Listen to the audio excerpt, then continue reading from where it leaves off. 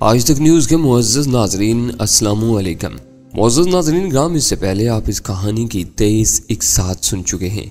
अब किस्त 24 मुलाहिज़ा फरमाए। मैं मजाक नहीं कर रही। वो संजीदगी के साथ बोली, मुझे अपने साथी से खौफ आने लगा है और मैं किसी बेहतर ठिकाने की तलाश में हूँ। उसकी मुसरफियात कुछ मशकूक सी हैं। किसी दिन अपने साथ मुझे भी ले डूबेगा। उसे छोड़कर अलग खुद मकान ले लो। मैंने बेतनाई से कहा। मैं उसके साथी के जिक्र से दानिस्ता गुरेज करना चाह रहा था। नौकरी करने वाली अकेली औरत हर जगह शुबे की निगाह से देखी जाती है। फिर एक पता बताए देता हूँ। सोसाइटी में मिसेस खान के नाम से एक जर्मन बेवा ने फ्रेंच और जर्मन सिखाने का ट्यूशन सेंटर खोल रखा है। वहाँ दाखिला ले लो। 1000-1200 में रहने के लिए कोई कमरा भी दे देगी। वो शायद मिसेस खान के बारे में जानती थी। तिनकर बोली, फिर वही मजाक, तुम संजीदा नहीं हो सकते मेरे बारे में। इस लिबास में मुश्किल है। मैंने उसकी तरफ देखते हुए बेचारगे से कहा, आज फुर्सत है तो क्यों ना तुम्हें सैर ही करवा दूं। मेरी बात सुनते ही उसके चेहरे पर खुशी की एक लहर सी आकर गुजर गई। रास्ते भर वो मुसलसल मेरे कान खाती रही और मैं उसके बारे में, अपनी हिकमत अमली के बारे में सोचता रहा।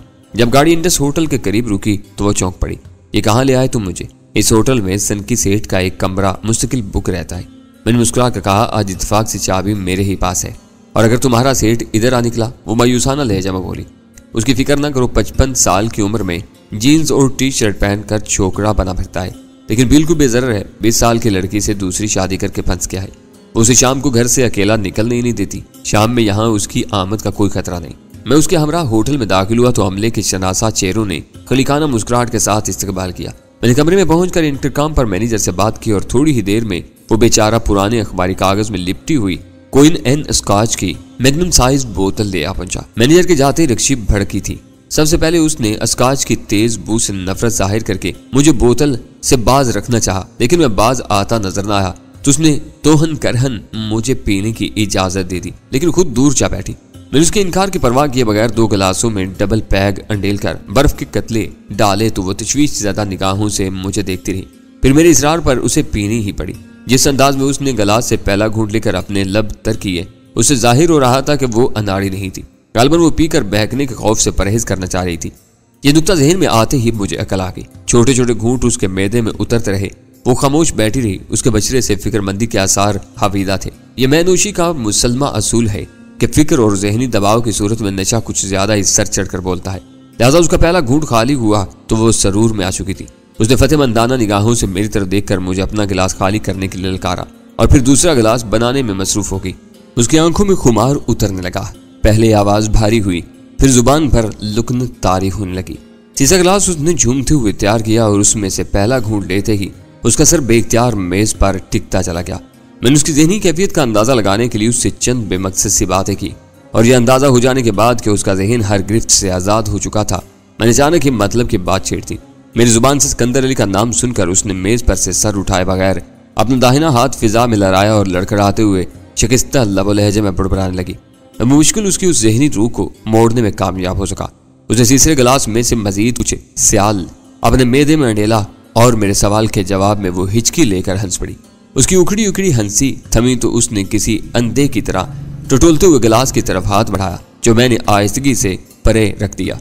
मुझे अंदाजा हो चुका था कि अगर उसे मजीद पिला दी गई तो वो नाकारा होकर रह जाएगी। सीवन का असल नाम कासिम था और वो बरसों से एक दूसरे से वाकिफ थे। सीवन ही ने तंजीम में शामिल करवाया था उसे। सिकंदर अली के अलावा वो सिर्फ कासिम और उसके काम से वाकिफ थी, या फिर उसे B1 का नाम मालूम था। सिकंदर अली के बारे में वो अपनी रिपोर्ट उसकी लाइल्मी में MT 300 पर B1 को देती और उसी से बराह रास्त हदायत हासिल करती थी। निचले दर्जे पर जदीद मवासलाती निज़ाम भी हेरोइन के इस्तेमाल के साथ शुरू हुआ था, लेकिन MT 100 पुराना काम चला रहा था, इसलिए उसने जो कुछ बताया वो मेरे लिए नया नहीं था। उस वक्त B1 से मेरा राब्ता हो चुका था, लिहाजा रक्षी मेरी मालूमात में कोई इजाफा न कर सकी। अलबत्ता मेरे जहन से यह ख्याल निकल गया कि सिकंदर अली के मुखबरी के बायस वो किसी बड़े से वाकिफ थी और उससे बाकायदा राब्ता रखती थी। सिकंदर अली कासिम और रक्षी से शुरू होने वाली हर कहानी B1 के पुरस्कार नाम पर खत्म हो जाती थी। उससे ऊपर A2 का नाम मेरे सामने था। उसी से रुजू करके मैं अपनी मालूमात में इजाफा कर सकता था। मुझे यकीन था कि होश में आने के बाद रक्षी को जहन पर छाने वाली धुन के अलावा कुछ याद नहीं रहेगा, लेकिन मैं उसे उसकी बहकी हुई गुफ्तगू के हवाले से खौफजदा करने का फैसला कर चुका था। 11 बजे मैंने काफी अरसे बाद बदली हुई आवाज में जहांगीर के घर फोन किया। दूसरी तरफ से सलमा की आवाज सुनाई थी। मुझे अच्छी तरह मालूम था कि वो उस दुरुस्त और रूखी आवाज से सख्त मुतनफ्फर थी, जिसे सुनते ही उसका शौहर अपनी चौकड़ी भूल जाता था, लेकिन उस वक्त मजबूरी थी उसे बताया कि जहांगीर घर पर नहीं था और मैंने मजीद कुछ कहे बगैर सिलसिला मुनक़ते कर दिया। मुझे यकीन था कि अगर हालात साजगार रहे और जहांगीर बखैर व आफियत घर पहुंच गया तो उसकी बीवी तल्खो तुरश लहजे में उसे मेरे फ़ोन से ज़रूर आगाह करेगी और जहांगीर पहली फुर्सत में मौका निकालकर ट्रांसमीटर पर मुझसे राब्ता कायम करेगा। रक्षी को मैं इंडस होटल के कमरे में बेहोशी की हालत में छोड़ा था। उसके हरकत सकनात से जाहिर हो गया था कि शराब उसके लिए नई चीज़ नहीं थी, लेकिन इब्तिदा में उसने मुझे महज बोतल खोलने से बाज रखना चाहा था कि खुद उसका ताल्लुक शराब नोशों की नदीदी किस्म से था जो नतनों में बू पहुंचते ही सब कुछ फरामोश करके पीने के लिए बेताब हो जाते हैं और उस वक्त तक पीते रहते हैं जब तक बोतल खाली न हो जाए या उनके सामने से हटा ना दी जाए। तीसरे गिलास के बाद मैंने बोतल हटाती थी और उसे गुफ्तगू में मसरूफ कर दिया था। मुझसे बातें करते हुए मेदे में उतरी हुई शराब की गिरफ्त उसके जहन पर लहजा बलहजा बढ़ती जा रही थी और वह उल्टी सीधी बातें करते करते बुरी तरह ऊँघने लगी और यहाँ तक कि बेहोश हो गई।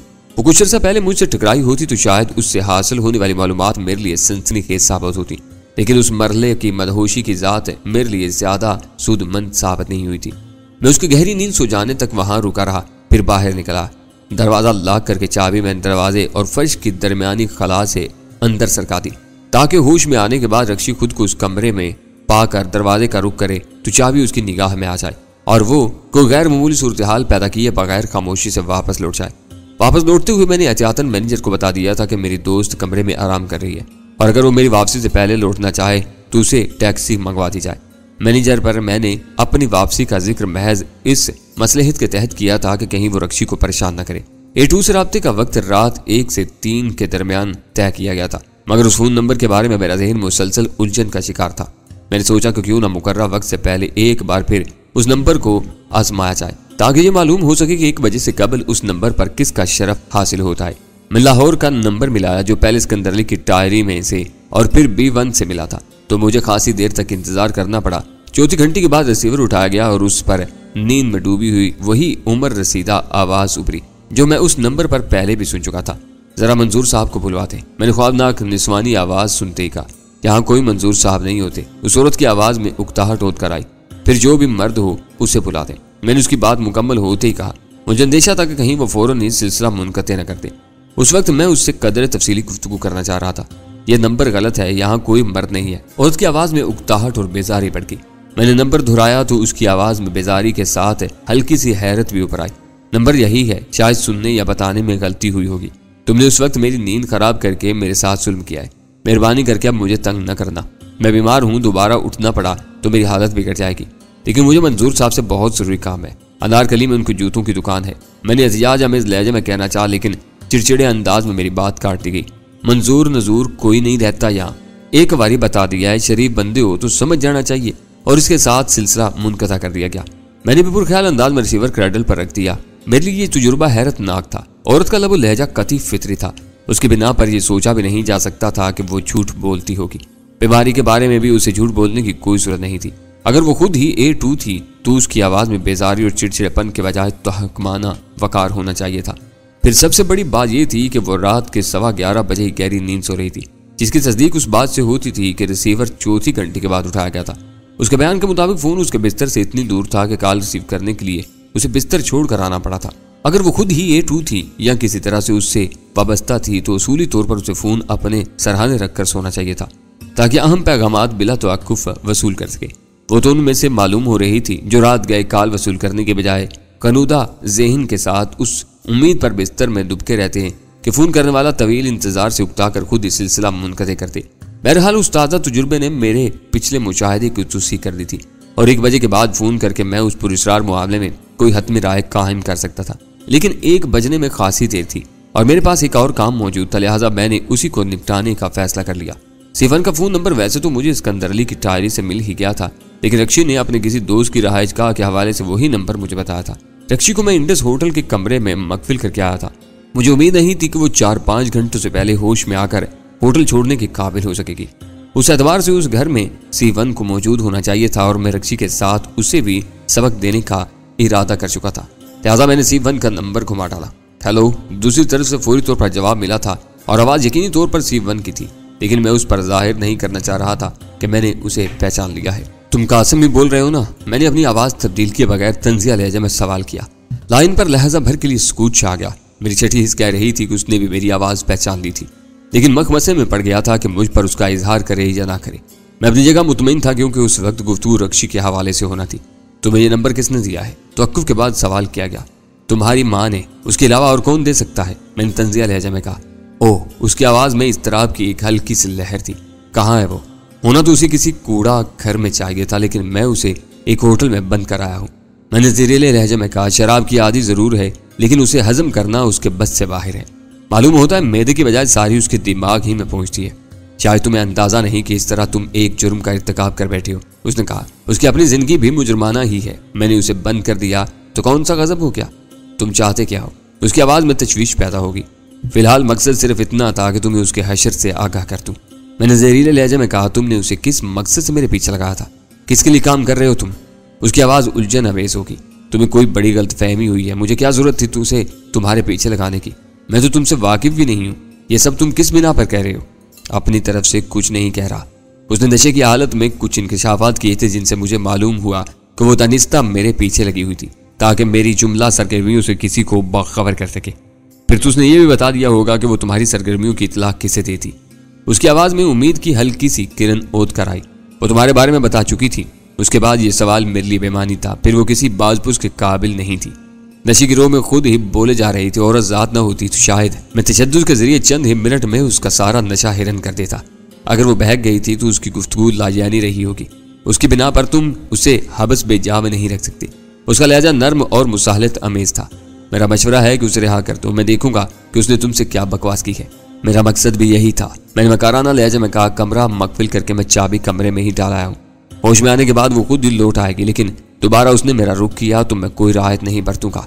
फोन नंबर के जरिए तुम तक पहुंचना भी मेरे लिए दुश्वार नहीं होगा। मैं बुरा आदमी नहीं हूँ, लेकिन अपने मामलात में बेजा मुदाखलत से निपटना अच्छी तरह जानता हूँ। तुम्हारा गुस्सा बिल्कुल बजा है। बिला तवक्कुफ उसकी जानदार आवाज उभरी। वो किस होटल में है? मुझे बता दो ताकि मैं उसे वहां से ले आऊं। ऐसा ना हो कि नशे की झोंक में मजीद दुश्वारियां मोल ले बैठे। ऐसा हुआ तो मुझे खुशी होगी, मैंने सख्त लहजे में कहा। थोड़ी बहुत सजा तो उसे वैसे भी मिलनी ही चाहिए। यह कहकर मैंने सिलसिला मुनक़ते कर दिया। मैंने तंजीमी अमूर से मुतल्लिक किसी इशारे का जिक्र नहीं किया था। मैं उसे यह तासुर देना चाहता था कि मैंने रक्षी को किसी हरीफ की जासूसा तस्वुर किया था। उस तरह न सिर्फ रक्षी की गोशमाली के इम्कानात पैदा हो गए थे, बल्कि आइंदा के लिए उसके मुझ पर मुसल्लत किए जाने का इम्कान भी खत्म होकर रह गया था। और मेरा मकसद भी यही था कि मैं सिकंदर अली की तरह अपनी जुमला आज़ादियों से महरूम न हो सकूं। रक्षी से और उसके दोगले किरदार से मैं बखूबी वाकिफ था, लिहाजा उसके जाल से साफ बच निकला था। दूसरी तरफ B1 के आखिरी अल्फाज पैगाम के नतीजे में जो सूरत हाल सामने आई थी, उसकी रोशनी में मुझे कभी उम्मीद थी कि ऊपर वाले फौरी तौर पर किसी नए चेहरे को मेरे पीछे लगाने के बजाय अपना वक्त नई सूरत हाल के मुकाबले में सर्व करेंगे और मैं कुछ अरसे के लिए सुकून से अपना वक्त गुजार सकूंगा। उसके बाद मुझे बस एक ही एहतियात करना होती कि किसी अजनबी को खुद से इस कदर करीब न आने दूं कि वो मुझ पर मुसल्लत हो सके। मेरे तवक्को के मुताबिक 12 बजे के बाद ट्रांसमीटर पर जहांगीर का पैगाम मौसूल हुआ। मैंने ऑपरेटर ऑन करते ही उससे B4 की हैसियत से माल के बारे में सवाल किया, जिस पर उसने बता दिया कि जीवा हाउस में उसने बाहिफाजत माल की डिलीवरी ले ली थी और फिर सारा माल आगे तकसीम कर दिया था। उसकी आवाज़ दबी दबी और तशवीशनाक सी थी। शायद वो मेरी उस गैर मामूली कॉल के सिलसिले में परेशान था, लेकिन मैंने माल के बारे में उसकी रिपोर्ट सुनने के बाद फौरन ही सिलसिला मुनक़ते कर दिया। जहांगीर के उसके पैगाम ने मेरे लिए सूरत हाल को खासा सुलझा दिया था। B1 के रिकॉर्ड किए हुए पैगाम में खदशा जाहिर किया गया था कि MT300 की ट्रांसमिशन फ्रिक्वेंसी किसी के इल्म में आ गई थी और उस पर नशर होने वाले पैगाम सुन रहा था। लेकिन जहांगीर तक माल की रसाई से साफ जाहिर हो रहा था कि पिछली रात मेरी और B1 की गुफ्तगू किसी गैर मुतल्लिका आदमी ने नहीं सुनी थी, और अगर सुनी भी थी तो वो इस कदर बेसरो सामान और मजबूर था कि नेशनल हाईवे के 18वें मील पर ट्रक नंबर PR03 के खिलाफ बर वक्त कोई कार्रवाई नहीं कर सका था। 1:03 पर मैंने इंतहाई सनसनी के एहसास लिए। लाहौर का वो नंबर मिला जिस पर कुछ देर कबल एक बीमार औरत से गुफ्तगू हो चुकी थी। आखिरी हिंसा डायल करते ही दूसरी तरफ से ट्यून सुनाई थी और मैं दिल की धड़कन तेज हो गई।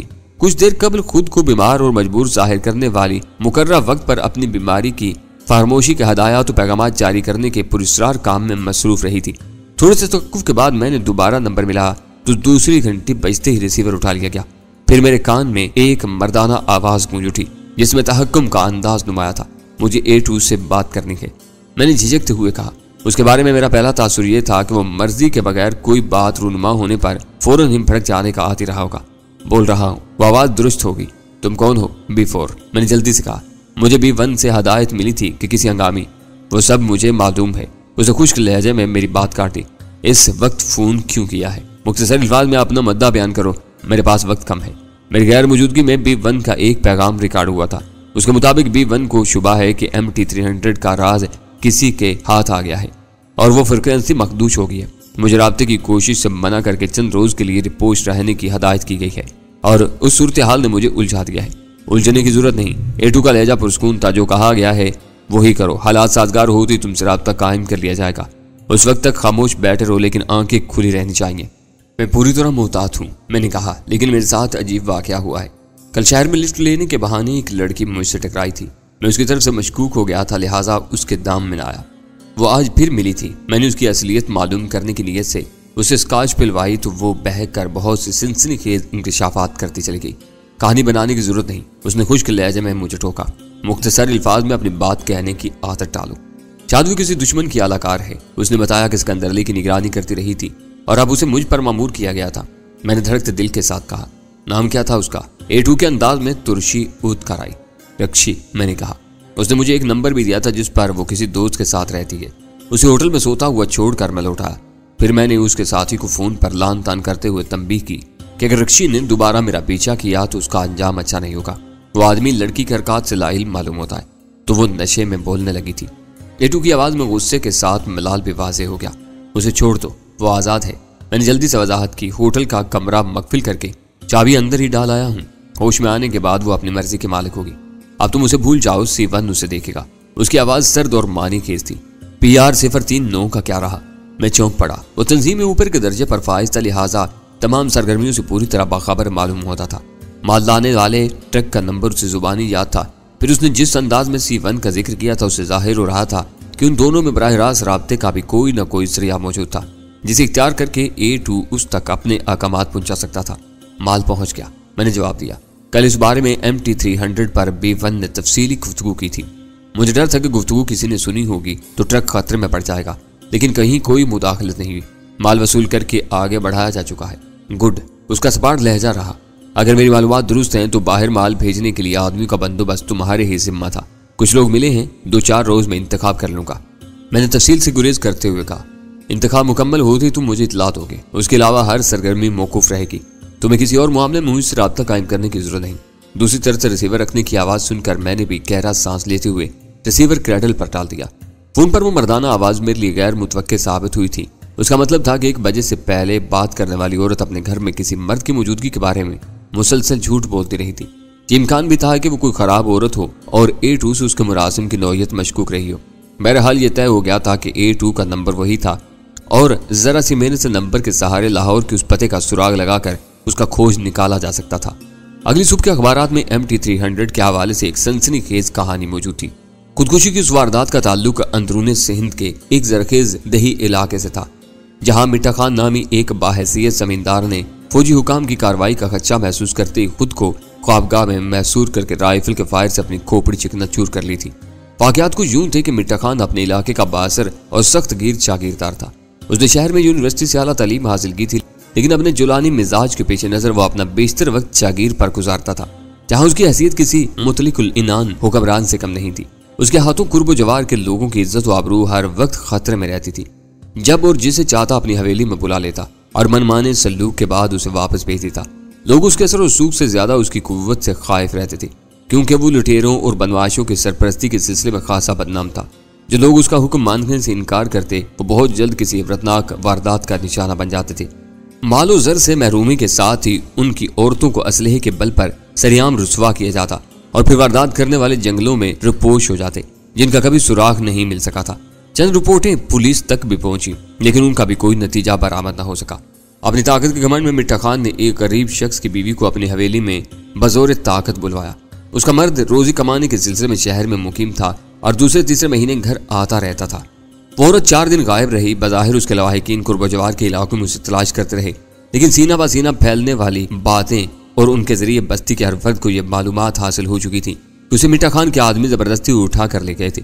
5वें दिन वो वैरान आंखों से एक एक को तकती हुई वापस आई। कुछ देर घर में रुकी और किसी से एक भी लफ्ज कहे बगैर वापस लौट गई। अपने गांव में कुछ देर तक किसी अजनबी की तरह भटकते रहने के बाद उसने तमाशाइयों के सामने एक कुएं में कूद कर खुदकुशी कर ली। उसका शौहर वापस आया तो किसी की मजाल नहीं थी कि वो उसकी बीवी की खुदकुशी के सही पस मंजर पर रोशनी डालता। मिठा खान का तो जिक्र ही दूर की बात थी। उसे ये तक नहीं बताया गया कि मरने वाली 4 रोज तक घर से गायब रही थी, लेकिन चंद रोज में रफ्ता रफ्ता उसे अंदाजा हो गया कि कुछ बातें उससे छुपाई जा रही थी। वो मिठा खान की शोहरत से बखूबी वाकिफ था, लिहाजा एक दिन उसकी हवेली में जा पहुंचा। उस मकार ने मगरमच्छ के आंसू बहाते हुए उसे अपने पास मुलाजमत की पेशकश की, जो उसने कबूल कर ली। मरने वाली का शौहर तहिया कर चुका था कि उस इलाके से मिठा खान का नाम हमेशा के लिए मिटा देगा। रफ्ता रफ्ता उसे अपनी बीवी के साथ पेश आने वाले बदसलूकी की तफसीलात भी मालूम होती गई और वो दिन रात नेफे में छुरी लगाए किसी ऐसे मौके की तलाश में रहने लगा कि एक ही वार में भेड़िए का खात्मा कर सके। लेकिन मिठा खान अपनी हवेली में हर वक्त खुशामदियों के महफूज हल्के में घिरा रहता था। ख्वाबगाह में जाता तो अंदर से दरवाजा मकफिल रखता था। हवेली के जनाने हिस्से में किसी नवहरम मर्द की रसाई का इम्कान नहीं था, क्योंकि दूसरों की इज्जत को खिलौना बनाने वाले को अपनी इज्जत बहुत अजीज थी। अपनी उन्हीं कोशिशों के दौरान में चंद रोज कबल मरने वाली के शौहर ने एक रोशनदान से अजीब मंजर देखा कि मिठा खान अपनी मजबूत आहनी तिजोरी के पट खोले अंदर रखे हुए एक संदूक के सामने बैठा था। संदूक में कई रोशनियां जल रही थी और उसमें से किसी के बोलने की आवाज आ रही थी। वो आवाज थमती तो मिठा खान धीमी आवाज में बोलने लगता। कुछ देर तक यह हैरतनाक तमाशा जारी रहा। फिर मिठा खान ने उस संदूक की तमाम रोशनियां गुल करके उसे तिजोरी में मकफिल कर दिया। ये मंजर देखकर वो हैजान में मुब्तला हो गया। शहर में उसने कई फिल्में देखी थी और अंग्रेजी फिल्मों की तफैल ऐसे राज़ो-न्याज़ से अच्छी तरह वाकिफ हो चुका था। उसके ज़हन में पहला ख्याल यही आया कि मिठा खान उस सरहदी कस्बे में बैठकर किसी दुश्मन के लिए जासूसी का काम सरअंजाम दे रहा था। अपनी आबरू के दुश्मन को वतन की आबरू पर दांत तेज करते देखकर उसका खून खोल उठा। उसने सोचा कि कुदरत ने उसे एक सुनहरी मौका फराम कर दिया था। उसके नापाक लाहू से दामन दागदार किए बगैर उस वहशी भेड़ियों को कैफे किरदार तक पहुंचा सकता था। वो कुछ कहे बगैर खामोशी के साथ गांव से निकला और कई मील का पैदल सफर तय करके पुलिस चौकी पर जा पहुंचा। वहां उसकी कहानी पर तवज्जो देने के बजाय उसके साथ तहकीर अमेज सलूक किया गया, लेकिन उसने सब कुछ फरामोश करके कस्में खा खाकर उन्हें यकीन दिलाया तो उसे वहीं रोक कर एक सिपाही को तफ्तीश के लिए साइकिल पर मिठा खान की हवेली की तरफ रवाना कर दिया गया। मिठा खान ने सिपाही की खासी खातर मदारत की और उसे अपनी बेगुनाही का यकीन दिलाकर वापस लौटा दिया और चौकी के इंचार्ज ने उसे बेहिसाब गालियां सुनाते हुए चौकी से धुतकार दिया।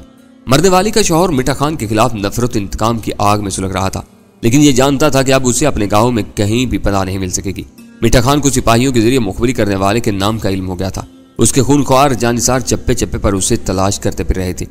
अगर उसने गांव का रुख किया तो मिठा खान की हवेली और उसकी ऊंची दीवारों के पीछे सिसका सिसका कर मार दिया जाएगा और किसी को कानो कान उसके अंजाम का इल्म भी न हो सकेगा। वो रात उसने खेतों में छुप कर आंखों ही आंखों में गुजार दी और सुबह का उजाला फैलते ही छुपता छुपाता बस स्टैंड तक पहुंचा और फिर जिला के मकाम तक जा पहुंचा। वहां खासी दुश्वारी के बाद वो फौजी हुक्काम तक रसाई हासिल करने में कामयाब हो सका। उन्होंने संजीदगी के साथ उसका बयान सुना। फिर पुलिस चौकी वालों के गैर जिम्मेदाराना रवैये का जिक्र सुनते ही फौरी कार्रवाई पर तैयार हो गए। उसकी रहनुमाई में फौजी जीप गांव की तरफ रवाना हुई। उससे सवालात का सिलसिला शुरू हो गया। उसने अफसरों को यकीन दिलाया कि सब कुछ उसने अपनी आंखों से देखा था और वो खुद उस तिजोरी तक उनकी रहनुमाई करेगा। अगर उसका इल्जाम बेबुनियाद साबित हुआ तो उसे बेदरेग गोली मार दी जाएगी। लेकिन पुलिस चौकी के इंचार्ज की हमाकत खेल बिगाड़ चुकी थी। मिठा खान मोहतात हो चुका था कि घर की बात बाहर निकल चुकी है। मुखबरी करने वाले की तलाश की मुहिम नाकाम रही थी। लिहाजा जूं ही उसे गांव की हदूद में मुखबर समेत एक फौजी गाड़ी के दाखिले की खबर मिली तो उसे समझ लिया कि उसकी बाजी उलट चुकी है। अपनी दानिश में वो इलाके का सबसे बड़ा इज्जतदार था और उसके नजदीक गिरफ्तारी मौत से बड़ी रुसवाई थी, जिसका सामना करना उसे किसी कीमत पर भी गवारा नहीं था। फौजी दस्ता हवेली में दाखिल हुआ तो वहां सिफे मातम बिछी हुई थी। मिठा खान ने अपनी पेशानी पर राइफल से फायर करके खुदकुशी कर ली थी। उसकी खोपड़ी और चेहरे के चीथड़े उड़ गए थे। साथ ही ख्वाबगाह में उसकी भयानक लाश के करीब आहनी तिजोरी खुली हुई थी और फर्श पर वो आहनी संदूक तारों की बदबू के साथ सुलग रहा था, जिस पर उसे किसी से राजो न्याज में मसरूफ देखा गया था। माहिरीन के मुताबिक वो MT300 साख्त का ताकतवर ट्रांसमीटर था जो 300 मीटर के हथियार अमल में बखूबी काम कर सकता था। उस पूरी खबर में कहीं भी मंशियात की नाजायज तिजारत का कोई हवाला नहीं था। मिठा खान की हवेली की तफसीली तलाशी ली जा रही थी और हर मुस्तनद जरिए ने पड़ोसी मुल्क के लिए जासूसी के इम्कानात जाहिर कर दिए थे। फराई से गफलत बरतने के इल्जाम में मुतलका पुलिस चौकी का अमला मुअत्तल कर दिया गया था और पूरे मामले की तफ्तीश फौजी हुक्काम कर रहे थे। मुझे पूरा यकीन था कि वो अपनी भरपूर सलाहियतें इस्तेमाल करके भी मिठा खान की असली खदोखाल दरियाफ्त करने में कामयाब न हो सकेंगे, क्योंकि तहफ़्फ़ुज़ तंजीम का बुनियादी असूल था जिसके तहत उसके जिम्मेदार किसी किस्म का कोई तहरीरी सबूत अपनी तहवील में नहीं रखते थे। तलाशी लेने वालों को कहीं से कोई सुराग न मिलता तो तफ्तीश का सारा जोर एक पहलू पर मरकूज रहता कि मिठा खान किसी पड़ोसी मुल्क का जासूस था। उस शुबे को MT300 के जले हुए ढांचे से तकवीत मिलती, क्योंकि उसका दायरा कार 300 मील पर मुहित था और यह फासला सरहद पार के कई अहम शहरों तक जा पहुंचता था। मेरे लिए बात हर शक शुबे से बालातर हो चुकी थी कि मिठा खान ही B1 था गालिबन उसने ऑपरेटर्स के बारे में पूछगछ के लिए चौकी से आने वाले सिपाही के वापस लौटते ही एहतियात के तौर पर मेरे लिए पैगाम रिकॉर्ड करवाया था। उस वक्त उसे शुबा भी नहीं हो सका होगा कि आनन फानन में वो मामला इस कदर संगीन हो जाएगा कि उसे खुदकुशी पर मजबूर होना पड़ेगा। मेरे लिए अपनी निगाहों पर यकीन करना दुश्वार हो रहा था। B1 जो 48 घंटे कबल मेरे लिए पुरस्कार नाम था, उस कदर बेचारगी के आलम में अपने अंजाम को पहुंचा था कि ज़ेन ला मुहाला इंसानी तदबीर से मावरा कुदरत की कारफरमाइयों की तरफ मबसूल हो जाता था। मेरे सामने तो B1 का नाम उस वक्त आया था जब मैंने सिकंदरली को तंजीम का मुतलिकुल इनान सरबराह समझते हुए उसके मकान में घुसकर उसकी डायरी का जायजा लिया था, और मेरी उस हरकत के साथ ही मेरे लिए बरकतों का नज़ूल शुरू हो गया था। रक्शी जो दरअसल B1 के मुखबर थी, जाल बनकर सिकंदर अली से मुतारफ हुई थी और उसकी तबाही का सबब बन गई थी। पहले उसने सिकंदर अली को यूं उलझाया कि उसके बच निकलने की कोई सूरत न रही। फिर ऊपर वालों के हुक्म पर सिकंदर अली को वो फितना अपने सर पर मुसल्लत करना पड़ा। उस औरत ने सिकंदर अली के मकान में एक चोर के घुसने की कहानी पहली फुर्सत में आगे बढ़ा दी और उसे गफलत का मुजरिम करार देकर माजूल करवा दिया। उसी के साथ उसके इख्तियारात मुझे और C1 को मुश्तरका तौर पर मिल गए। बरसों में पहली बार तंजीम का कोई अहम कारिंदा मेरे सामने आया था, लेकिन C1 से वाकफियत मेरे लिए काफी साबित न हुई। मेरे नजदीक सिकंदर अली मेरे रास्ते की एक मुस्तकिल रुकावट था, लिहाजा मैंने उसे उसके फार्म के वीराने में मौत के घाट उतार दिया। उसके कत्ल की खबर ने B1 को बौखला दिया। किसी गुमनाम दुश्मन से महाज आराई के अंदेशे के तहत उसने बराह रास्त मुझसे MT-300 पर बात की और मुझे B4 के मुकम्मल इख्तियारात सौंप दिए, लेकिन मुझसे बराह रास्त राब्ता उसे रास्त ना आ सका। दोबारा गुफ्तगू की नौबत आने से पहले ही उसने खुदकुशी कर ली। तंजीम के उन दोनों बड़ों की तबाही की पुश्त पर सिंफ नाज़िक कारफरमा थी। सिकंदर अली की बर्बादी की इब्तिदार रक्शी की मुखबरी से हुई थी और B1 उस औरत के शौहर के इंतकाम का निशाना बना था जिसे उसने कुएं में कूद जाने पर मजबूर कर दिया था। जिस तरह उस हयादार औरत ने अपने हाथों अपनी जिंदगी का खात्मा किया था, उसी तरह दरिंदा सिफ्त मिट्टा खान को अपने हाथों से अपनी खोपड़ी के चीथड़े उड़ाने पड़े थे। हालात मेरी तवक्को के बरअक्स बहुत तेजी से बदल रहे थे और मुझे यूं महसूस हो रहा था कि मैं बहुत जल्द उस तंजीम का शराजा बखेरने में कामयाब हो जाऊंगा। मेरी खुशी की बात यह थी कि MT-300 पर होने वाली गुफ्तगू किसी गैर मुतल्लका आदमी ने नहीं सुनी थी।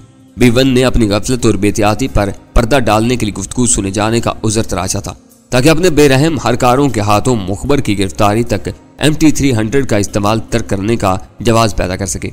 उस तरह यह खतरा टल गया था किसी गुमनाम हरीफ के ओछे वार के नतीजे में तंजीम का हर वो सुराग गुम हो जाए जो मेरे इल्म में आ चुका था। एशले हाउस और एडिक्शन क्योर सोसाइटी से A2 तक हर राज महफूज और मेरी जात तक महदूद था। मैं वो खबर घर से पढ़कर चला था, वहीं मैंने बेयकीनी के आलम में उस वाकया के नताइज पर गौर किया था। फिर दफ्तर पहुंचने तक उस मामले में मेरा जहन बिल्कुल साफ हो चुका था। दफ्तरी मामूलात मैंने हस्बे मामूल पूरी सरगर्मी से सर अंजाम दिए। अमले के सीनियर अराकीन के मुख्तसर से इजलास में आइंदा आर्डर्स और प्रोडक्शन शेड्यूल के बारे में हिकमत अमली तय की और तन्हाई मुयसर आते ही गजाला के घर का नंबर मिला लगा। दूसरी तरफ से गजाला की माँ ने रिसीवर उठाया। मैंने सलाम करके अपना नाम बताया तो उसने एक ही सांस में बथेरी दुआएं दे डाली, फिर मुझे लाइन होल्ड करवा कर गायब हो गई। चंद सानियों बाद मेरे कानों में गजाला की मुतरन्नम आवाज रस खुल रही थी। आज कॉलेज नहीं गई तुम? मैंने मुस्कुराते हुए सवाल किया। दिल नहीं जा रहा था, वो धीमे मगर शौक लहजे में बोली। कॉलेज चली जाती तो इस वक्त आपका फोन कौन सुनता? कामरान का क्या हाल है? मैंने सवाल किया। उसकी इतनी फिक्र ना किया करें आप। कामरान के जिक्र पर उसकी आवाज एकदम बुझ सी गई। वो तो दिन भर दसियों दफा मूड बदलता है। रफ्ता रफ्ता हम उसके दौरों के आदी से हो गए हैं। मुझे अफसोस होने लगा कि मैंने वो क्यों नाजुक मौजू छेड़कर उसको दिलगीर किया। लहजा भर के सकूत के बाद मैंने पूछा, थोड़ी देर के लिए बाहर चलोगी मेरे साथ? मैं तो खुद आपसे बात करने के लिए बेचैन हूँ। पता नहीं आपने अम्मी और डैडी को क्या घोल कर पिलाया है कि दोनों ही कल शाम से आपके गुन गा रहे हैं। वो हल्की सी मासूमाना हंसी के साथ बोली। मैं 15 मिनट में आ रहा हूँ। मैंने ये कहकर सिलसिला मुनक़ते कर दिया। मैं दफ्तर से रवाना हुआ तो चंद ही मिनट बाद मैंने अपने पीछे उस स्याह कार की मौजूदगी महसूस कर ली जो पहले मोड़ से अचानक नमूदार हुई थी और महफूज फासले से मेरे पीछे चली आ रही थी। मैंने बड़ी सड़क पर आते ही अपनी कार की रफ्तार बढ़ा दी और उसी लम्हे स्याह कार भी हवा के घोड़े पर उड़ने लगी। चंद मिनट की कोशिश के बाद मुझे अंदाजा हो गया कि वो कार मेरा ताक़ुब कर रही थी और शायद उसमें बैठा हुआ शख्स भी समझ चुका था कि मैंने उसे भांप लिया है। उससे बेहतर मैं C1 के आदमियों को सब्ज कार में अपना पीछा करते देख चुका था। उस वक्त शायद कोई नया आदमी मेरे ताक़ुब में लगाया गया था। शहर के मामलात तंजीम के बड़ों के लिए जितने भी मखदूश रहे हूँ, मुझे अपनी जात के बारे में फौरी तौर पर किसी खतरे का एहसास नहीं था। मेरा ख्याल था कि स्याह कार वाला C1 ही का आदमी था जो मामूल के मुताबिक मेरी देखभाल पर ममूर किया गया था। लेकिन उस वक्त मैं C1 के बारे में बुग़्ज़ का शिकार हो चला था। एक एतबार से वो शहर में मेरे इख्तियारात के लिए एक खुला चैलेंज था। A2 की गुफ्तगू से कबल मैं B1 के आखिरी अहकामात उसे बता चुका था, जिनके नज़दीक अगली हदायत मिलने तक तमाम सरगर्मियाँ मौकूफ़ रहनी थी, जिनमें ताक़ुब वगैरह के मामूलात भी शामिल थे। लेकिन मेरे पीछे लगी हुई स्याह कार से यह जाहिर हो रहा था कि C1 ने वो हुक्म नज़रअंदाज कर दिया था। तंजीम के बड़े लोगों के मुताबिक इन दिनों हालात यक बयक मखदूश हो गए थे। मैंने सोचा क्यों ना उस मफरूजे का सहारा लेकर स्याकार वाली की मुरम्मत कर दी जाए। असूली तौर पर किसी को मेरी इस कार्रवाई पर एतराज नहीं होना चाहिए था। आखिरी हुकाम के मुताबिक हेरोइन की पहली खेप की तकसीम के बाद सारी कार्रवाइयां मुअत्तल थीं। उस तरह मेरे लिए खुला इम्कान था कि ताक़ुब करने वाले को कहीं दुश्मन का आदमी समझकर उस मफरूजे की आड़ लेकर मैं बासानी से उसे मौत के घाट उतार सकता था। इस तरह कम अज कम C1 को सबक जरूर मिल सकता और आइंदा के लिए वो मेरे बारे में मोहतात रवि पर मजबूर हो जाता। फिर मैं ये भी चाहता था कि उस मरले पर गजाला की जात या उसका मकान उन लोगों की निगाह में न आए, क्योंकि C1 तंजीम के हिफाजती और इंतजामी अमूर का निगरान था। लिहाजा गजाला से मेरे मुरासिम की भनक मिलते ही वो उस पर चढ़ दौड़ता कि कहीं गजाला की रफाकत तंजीम के लिए खतरात न बन जाए। अगर उसकी रिपोर्ट पर ऊपर से मुझे मनफी तहफुजात और ताज़ा हिकमत अमली के तहत मुझे उसकी तामील करना पड़ती तो इससे बेहतर था कि मैं उससे पहले ही अपने आप को मजबूत कर लूँ। मैं मुख्तसर रास्तों से गुजरते हुए अपनी कार शहीद मिल्लत रोड पर ले गया। उस कुशादा सड़क पर ताक़ुब करने वाले को फासले में खासा इजाफा करना पड़ा। मेरी निगाहें सड़क के साथ ही अक्ब आईने में उस कार का भी जायजा ले रही थी जो चढ़ाई खत्म होने के बाद ढलान में उतरते हुए जूं ही आईने में उसका अक्स गायब हुआ। मैंने अपनी कार सड़क के बाएं सिरे पर रोक दी। क्या कार बहुत बररफ्तारी के साथ सड़क के बुलंद तरीन हिस्से पर नमूदार हुई थी। शायद उसे खौफ था कि कहीं मैं उसकी निगाहों से रुपोश होते ही किसी गली में ना गुम जाऊं। मैंने सोच समझ कर अपनी कार रोकी थी, लेकिन वो अंधाधुंध चला आ रहा था। ढलान से उतरते हुए उस कार की रफ्तार इतनी तेज थी कि वो गाड़ी उलटने का खतरा मोल लेकर भी ब्रेक लगाता तो उसके लिए मुझसे पहले रुकना नामुमकिनात में से था। उसकी कार आगे निकलते ही मैं उसके पीछे हो लिया। जरा सी हालत दिमागी सूरत हाल यक बयक तब्दील हो चुकी थी। कुछ दूर निकलने के बाद उसने बतदरीज रफ्तार कम करते हुए मुझे आगे निकलने का मौका फराहम करना चाहा, लेकिन मैंने उसकी कार से चंद गज पीछे उसी की रफ्तार इख्तियार करके उसे जता दिया कि मैं उसके दाम में फंसने के लिए हरगिज तैयार नहीं था। शहीद मिल्लत रोड के आखिरी चौराहे से उसने अपनी कार वापस घुमाई। मैं बदसूर उसके पीछे लगा रहा। हिल पार्क के करीब से गुजरकर वो बाएं तरफ मुड़ा, फिर उसे वीरान गलियों का रुख करते देखकर मेरे तनफ्फुस की रफ्तार तेज होती चली गई। आखिरी जगह सड़क वीरान देखकर मैंने अपनी कार की रफ्तार तेज कर ली। हारन के जवाब में उसने दाहिनी तरफ रास्ता छोड़ा तो मैंने अपनी कार उसके बराबर में ले जाकर तेजी के साथ बाएं तरफ दबाना शुरू की और रफ्तार कम करते हुए उसे घेर कर रुक जाने पर मजबूर कर दिया। वो इंजन बंद करके खतरनाक तेवरों के साथ नीचे उतरा। जिस्मानी एतबार से मुझसे कहीं बरतर था, लेकिन यह गनीमत था कि उसके दोनों हाथ खाली थे। मैंने इंजन बंद किए बगैर गियर न्यूट्रल करके हैंड ब्रेक खींचा और दरवाजा खोलते ही उस पर टूट पड़ा। मेरा हमला उसके लिए बिल्कुल गैर मुतवक्के था। शायद वो तलक कलामी से आगाज की तवक्को कर रहा था, इसलिए जिस्मानी बचाव के लिए तैयार नहीं था। मेरे बदन की वहशियाना झोंक में वो सड़क पर चारों शाने चिच्चा गिरा। मुझसे संभलने का मौका दिए बगैर उसके सीने पर सवार हो गया। उसने मेरे गिरबान पर हाथ डालकर बुशर्ट की धज्जियां उड़ा दी और मैं तेज के आलम में दोनों मुट्ठियों में उसके बाल जकड़कर उसका सर पूरी कुव्वत से कई बार सड़क पर दे मारा। गिरबान छोड़कर उसने बुखलाए हुए अंदाज में अपने मुक्कों से मेरे जबड़े सहलाने की कोशिश की, लेकिन उस वक्त तक सर के अकबी हिस्से की चोट उसकी बसारत पर असर अंदाज हो चुकी थी। लिहाजा सिर्फ 2 ओछे वार मेरे चेहरे को किसी हद तक निशाना बना सके और मैंने बरसों के बाद अपने पुराने हरबे को आजमाते हुए उसकी पेचानी पर भरपूर टक्कर रसीद कर दी। उसके हल्क से बेइख्तियार एक चीख आजाद होगी। उसके साथ मेरे बोझ तले उसका जिस्म यकबार की फिजा में उछला और वो मुझे गिरा देने में कामयाब हो गया। मेरी टक्कर के नतीजे में उसकी पेशानी फट गई थी, जिससे गाढ़े गाढ़े खून की लकीरें चेहरे पर बह निकली थी। उसने उठने की कोशिश की तो खून की धारें उसकी आंखों में उतरने लगी। उसने बेबसी और जुलाट के आलम में गालियां देते हुए बाएं आस्तीन से खून साफ करने की कोशिश की और मैंने पूरी कुव्वत से उसका दाहिना जबड़ा सुला दिया। उसके हल्क से गजबनाक गुर्राहट उभरी, लेकिन वो कदरे लड़खड़ाहट के बाद फौरन ही सीधा हो गया। उसे अंदाजा हो गया था कि उसने मुदाफत में जरा भी कमजोरी दिखाई तो अधेड़ कर रख दिया जाएगा। उस बार मैंने सर झुकाकर पूरी कुव्वत से उसके पेट में टक्कर रसीद की थी। उसने गिरते गिरते मेरी गर्दन दबोचने की नाकाम कोशिश में शायद मेरी गर्दन की जिल्द में अपने नाखूनों से खराशें डाल दी, क्योंकि मुझे अचानक ही उस हिस्से में मिर्चें भर जाने का एहसास हुआ था। उठते उठते मैंने उसकी पसलियों में आखिरी ठोकर मारी। उसे गालियों के दरमियान कराता हुआ छोड़कर तेजी से उसकी कार की तरफ लपका। मेरे तवक्को के मुताबिक चाबी अग्निशन में मौजूद थी। मैं चाबी लेकर अपनी कार में बैठा तो करीबुल मर्ग सांड की तरह चारों हाथ पैरों के सहारे सड़क से उठने की कोशिश कर रहा था। उस वक्त मैं खासी खतरनाक सूरत हाल से 2-4 था। मेरे हरीफ की हालत इतनी खराब थी कि कोई मुतवज्जा हो जाता तो मेरी गुलू खलासी दुश्वार हो जाती। लिहाजा मैं फौरन ही वहां से रवाना हो गया। मुझे पूरा यकीन था कि गाड़ी की चाबी से महरूमी के बाद वो फौरी तौर पर किसी से रजू न कर सकेगा। मैं फटी हुई बुश शर्ट पर खून के धब्बों और गले पर लंबी लंबी रिश्ती हुई खराशों के साथ घर पहुंचा तो मुलाजिमों में तशवीश और अफरा तफरी फैल गई। लेकिन जब मैंने मुस्कुराते हुए उन्हें एक लफंगे ड्राइवर से हल्के फुल्के तसादुम की मफरूजा कहानी सुनाई तो उन्होंने मुझे तनहा छोड़ दिया। मैंने फौरी तौर पर आईने में अपना सरापा का जायजा लिया तो अपनी हैत पर मुस्कुराए बगैर न रह सका। मेरे बाएं उबरू के करीब वर्म आया हुआ था। और गले की खराशें सीने तक उतरी हुई थी। गनीमत यह था कि हुलिया बिगड़ने के बाद मुझे घर पहुंचने के लिए बहुत कम फासला तय करना पड़ा था, जो वीरान गलियों पर मुश्तमिल था, वरना मैं शहर के किसी मसरूफ शाहराह पर तमाशा बनकर रह जाता। मुझे खुशी थी कि मैं C1 के कारिंदे की खातिर ख्वाह ठकाई करने में कामयाब रहा था।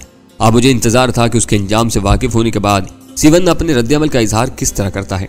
गुस्ल के बाद मैंने गले की खराशों को साफ करके उन पर टेंक्चर लगाई तो तकलीफ की शिद्दत से आंखों में आंसू आ गए। लिबास बदलकर मैंने टाई लगाई तो खराशें जरूर छुप गईं, लेकिन मेरे लिए बंद कॉलर में गर्दन हिलाना दुश्वार हो गया। उसके बावजूद बाईं आंख के ऊपर उभरे हुए नीले निशान से साफ जाहिर हो रहा था कि मेरे साथ कुछ न कुछ हुआ है। मैंने दिल में सोचा कि जब एक निशान चुगली खा रहा है तो टाई लगाकर खुद को इजाब में क्यों मुब्तला करूं। बस यही फर्क पड़ता था कि गजाला जरा ज्यादा परेशान हो जाती, और मैं तो उस बात के लिए मुद्दत से तरसा हुआ था कि कोई कभी मेरे लिए भी परेशान हो। मैंने टाई उतार कर ड्रेसिंग टेबल पर डाल दी और दोबारा घर से रवाना हो गया, क्योंकि अच्छी तरह अंदाजा था कि गजाला फोन पर बात होने के बाद मेरे इंतजार में एक एक मिनट गिनकर गुजार रही थी।